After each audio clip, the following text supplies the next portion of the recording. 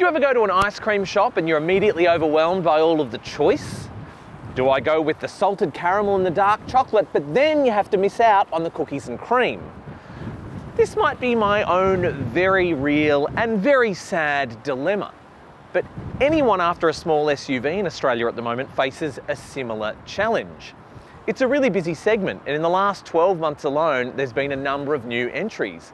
You've got a new Honda HR-V, an updated Kia Seltos, and of course, there's the Toyota Corolla Cross. And now there's another flavour to consider because the new generation Nissan Qashqai is rolling into dealerships this month. Now, we're about to get into the pricing and specification of the Qashqai, but for my full written review, head across to the CarsGuide site right now and don't forget to give us a like and a subscribe.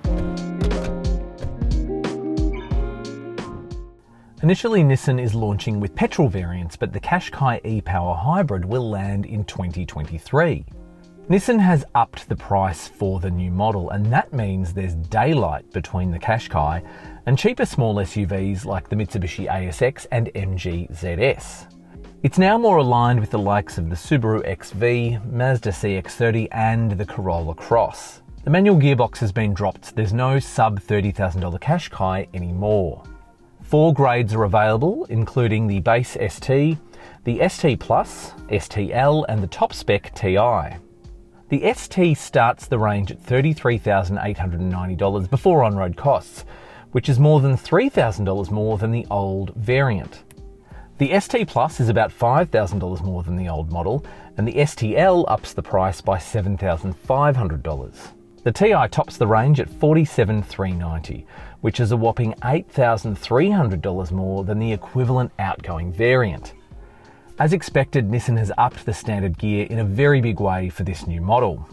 I'll talk about the big uptick in safety gear in a minute, but other features in the ST include 17-inch alloy wheels, an 8-inch touchscreen with wired Apple CarPlay and Android Auto, a 7-inch digital instrument cluster, heated and auto folding exterior mirrors, auto LED headlights, and keyless entry and start.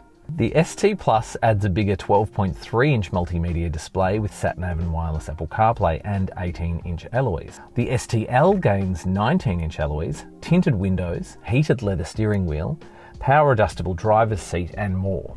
The flagship TI has quilted leather accented seats with a massage function on the front seats, a panoramic sunroof, 10.8-inch head-up display, a hands-free power tailgate and plenty of other goodies.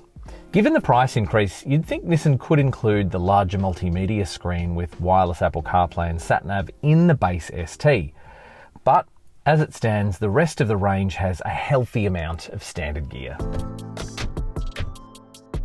I've been up close and personal with Nissan's 2 other new SUVs, the X-Trail and Pathfinder, quite recently, and there's a clear family resemblance with the Qashqai. The new Qashqai is a lovely evolution of the second-gen model it replaces, but brings it bang up to date. Nice touches include a floating roof, which is two-tone on some grades, and LED boomerang-style headlights across the range. When it comes to the interior, Nissan didn't stray too far from the formula of the larger X-Trail, which makes sense given the 2 models share Nissan's CMF-C platform. This model is longer, wider, taller, and has a longer wheelbase than the old version. There's been a focus on tactility of the controls and the design is elevated. The clean, modern look and feel of the Qashqai's interior is a welcome departure from the dated look of the old model. So the Qashqai interior does look quite similar to the X-Trail interior, which is not super surprising given that they share a platform. There's a few things that carry over between the models, including this quite funky little gear shifter. I quite like this, but the Qashqai being a bit smaller does miss out on that undershelf storage that we've seen in the X-Trail, which is quite handy. It's got a sporty looking steering wheel, it's leather bound, that's quite nice. All of the controls are quite nice to touch. I really like the fact that Nissan has maintained physical buttons. A lot of brands are really going for having everything in the central multimedia system, and I think a lot of buyers prefer buttons, I know I do, so I think great job on that. This is the TI grade, so this is the flagship model. It's nearly $50,000 on the road. For that you get wireless charging. That's also in the STL grade. And you've got these nice leather quilted seats, which are very comfortable, I must say. There's great support in these, more so than some of the lower grades. In terms of storage, you've got a decent sized central bin with a little nook at the top there, and that's where the USB-C and USB-A ports are up the front.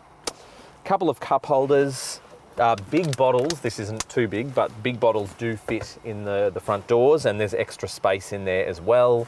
And there are some nice touches. There's some stitching on the dash. There's a really lovely dark blue material as well, and some interesting semi-wood grain inserts as well that have a bit of a premium vibe. Nissan's new multimedia system is a big step up from the old model, which was feeling very dated by the time it was replaced. It's pretty easy to navigate this system. It's got a logical main menu, and in this grade you can access the massaging seat function in the screen.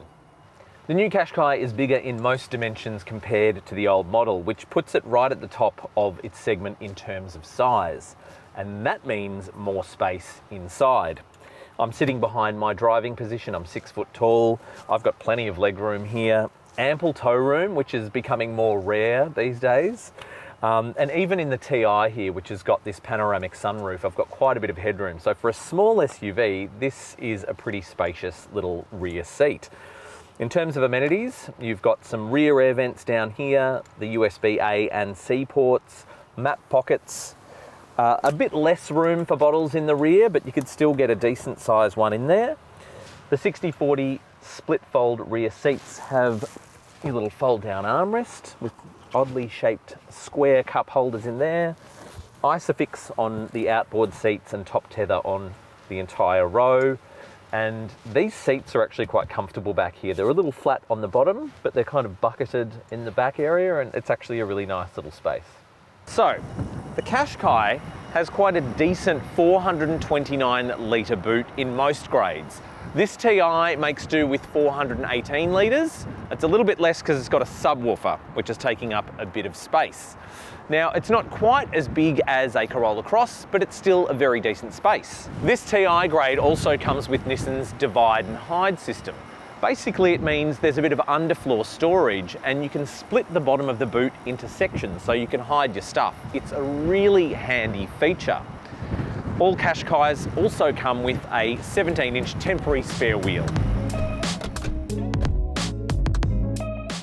Nissan has swapped out the old 2-litre naturally aspirated petrol engine for a new 1.3-litre 4-cylinder turbocharged petrol engine that ups power and torque by 4 kilowatts and 50 newton metres to 110 kilowatts and 250 newton metres.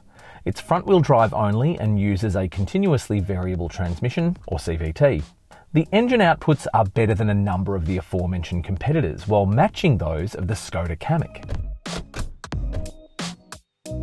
So the launch drive of the Qashqai was an urban drive, which is basically around the city, and there was a lot of traffic, so it was hard to get full drive impressions of this car. So that's going to have to wait for a full review after a 7-day loan. So keep an eye on the CarsGuide site for that.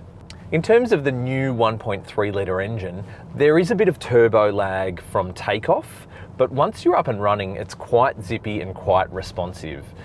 The engine note's not particularly nice, but I think it's actually quite a good little powertrain, and it's familiar from a couple of Renault models as well. That's the Arcana and the Captur, in different states of tune, of course. One of the biggest differences between the old and the new Qashqai is how quiet the cabin is. They've done a lot of work on overall refinement, so there's not as much vibration or anything like that, and it's just a much, much more refined car than the old model, and more refined than some of its competitors as well. The continuously variable transmission, or CVT, in the Qashqai is pretty unremarkable. It does a reasonably good job. There's nothing to really complain about. It's not quite as smooth as the box that's in the X-Trail. So on this launch drive, we have driven the STL and the TI, and both of them are fitted with 19-inch alloy wheels. Now, on smooth city streets, there's not much to complain about when it comes to ride, but on uneven roads, it does become a little bit more unsettled. It's not a deal breaker, but it's definitely noticeable. When it comes to handling impressions, that might have to wait for that full review, as we didn't get a huge amount of time behind the wheel on twistier roads. The new engine has brought gains when it comes to fuel use. On the combined cycle, the Qashqai drinks 6.1 litres of fuel per 100 kilometres. That's down from 6.9 litres. But the difference is the new model requires 95 RON premium petrol, whereas the old model made do with cheaper 91 RON fuel. It's a decent figure for a petrol model, but that will improve with the ePower hybrid that consumes about 5.3 litres. ANCAP recently awarded the Qashqai a maximum 5-star safety rating. As mentioned, there's way more safety gear in the Qashqai than before. From base ST level up, you get a front centre airbag, AEB, a lane departure warning, adaptive cruise, and a lot more. Nissan's Pro Pilot system that combines the cruise control with steering and lane keep assist tech for semi-autonomous driving only kicks in at Qashqai STL level. Check out my full review for all the details on the safety tech in the Qashqai. The new Qashqai comes with a 5-year unlimited kilometre warranty. It also comes with capped price servicing for the first 6 years, and the average price across that period is $670 per service, the cheapest being $375 and the most expensive being $1,108. The schedule for the servicing is every 12 months or 15,000 kilometres, which is an appropriate term. The Qashqai also comes with 5 years of free roadside assistance. Nissan has seriously upped its game when it comes to its SUV lineup in the last couple of months with the new X-Trail and Pathfinder, which are both very good cars. And this Qashqai represents a huge leap forward over the old model as well. There was nothing particularly wrong with the old Qashqai, it was just getting on in life and had dated powertrain and in-car tech. And that new one addresses that in a very big way. Now, we might need to spend a bit more time driving the Qashqai to see what it's like as a daily driver, but the early impressions are that it's a welcome addition to the ice cream shop that is Australia's small SUV segment. For my full written review of the Nissan Qashqai, head across to the CarsGuide site now.